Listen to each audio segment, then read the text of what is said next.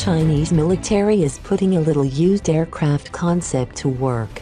Looking like something out of the classic James Bond film You Only Live Twice, the Hunting Eagle gyrocopter is going into People's Liberation Army service. Developed by Shaanxi Baoji Special Vehicles, the Hunting Eagle is expected to operate in the search and rescue, border control, reconnaissance, anti-riot, and other roles. It will also be used to self-deploy Chinese special forces on missions into enemy territory. Gyrocopters are different from helicopters in having an unpowered main rotor.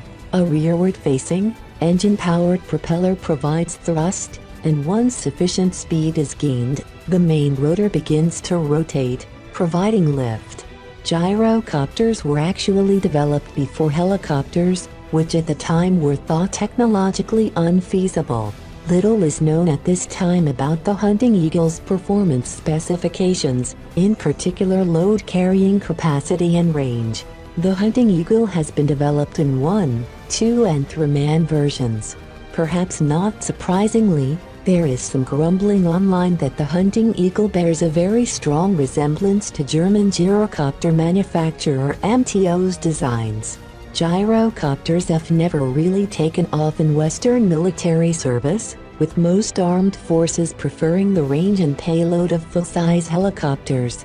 Unlike James Bond's Little Nelly gyrocopter, which was packed with everything from aerial mines to a flamethrower, the Hunting Eagle does not appear to have any built-in weaponry.